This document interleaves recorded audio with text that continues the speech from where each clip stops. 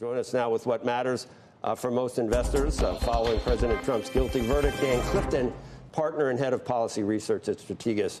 A long way off still.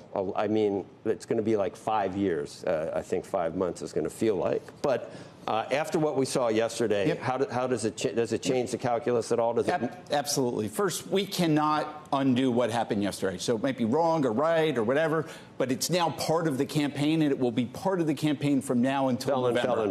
Felon. And you'll hear felon, convicted felon, Donald Trump over and over 34 again. times, even though they were individual checks. But if you pull it back, I think the message for investors is that the election has now started.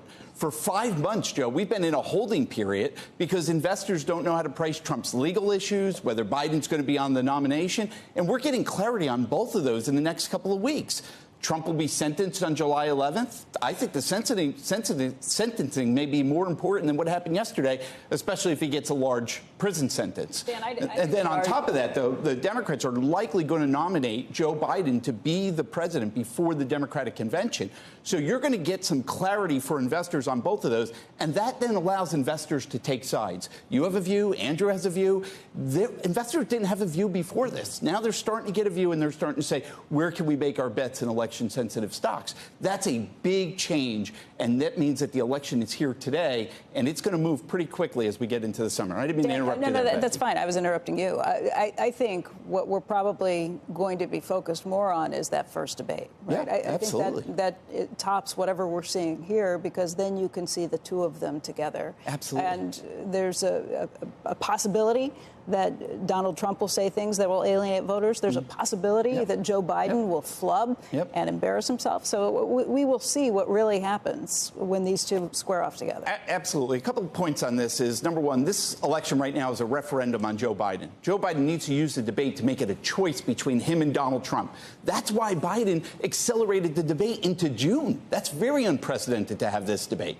Okay? If he can't knock out land a knockout punch, or inflation starts to rise even more over the summer, this issue will become less and less important for the voters. So this is an important event.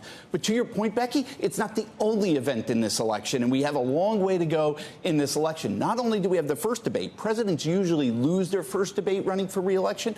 You're going to have a second debate in September. So here we are, vice president pick, Democratic convention, Republican convention, another debate. These are big events that are going to determine. And the Biden campaign will argue most voters aren't even paying attention right now, that this is where they start to turn on. This is where you'll begin to get the read.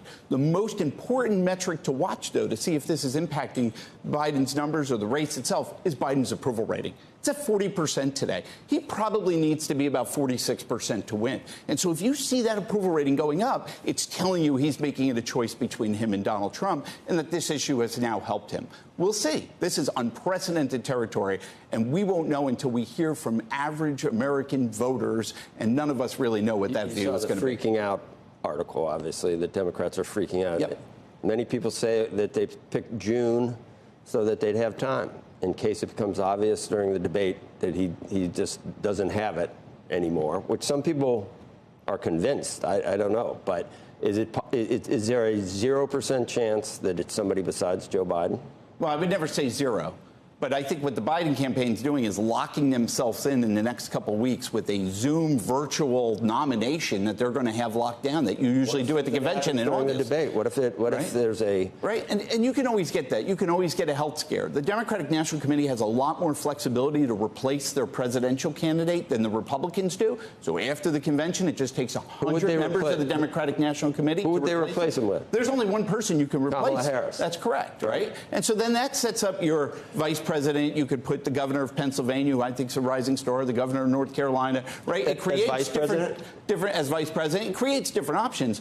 But you have to assume that Joe Biden's going to be the candidate. He believes he's the only one who could beat Donald Trump. And when you watch that State of the Union in March, he had a great cup of coffee, Cuban cup of coffee. He's going to have energy going into that debate. Biden's a big-time player. He can't beat Trump on the day-to-day trench warfare that we go through. But on the big big events, he's competitive, and he always exceeds the bar that's set for him in these debates. And that was true with Paul Ryan in 2012 and Donald Trump in 2020.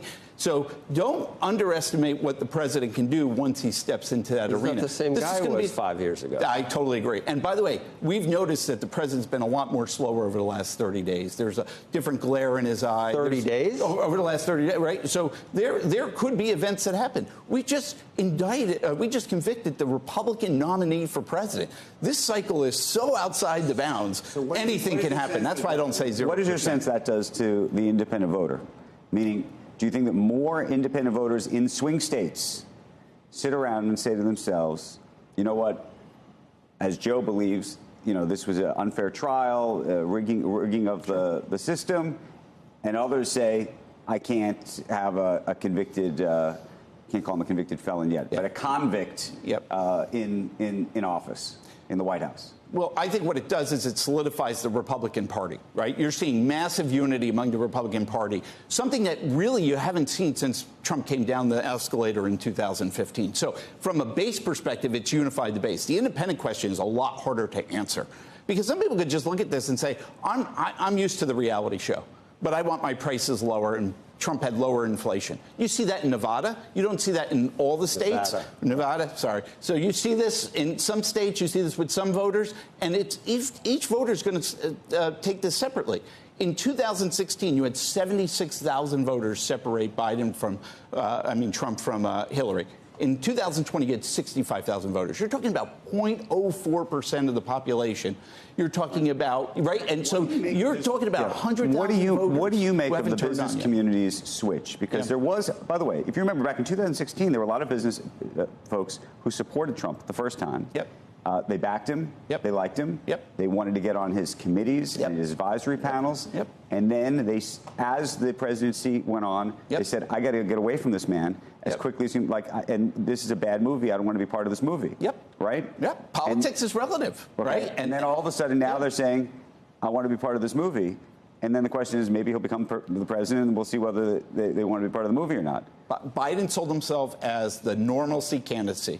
Here you are with high inflation, geopolitical strife around, and a lot of issues that have developed over the last year. And they're saying, okay, on a relative basis, I may not like either one of them on an absolute basis, but on a relative basis, I know with Trump I may get some stability on geopolitics. I may be able to get a stronger economy. That's sort of the equation that's going on with some of those donors. I think it's really important. It's showing you that you are unifying the Republican Party, and that has not been the case in the last 8 years.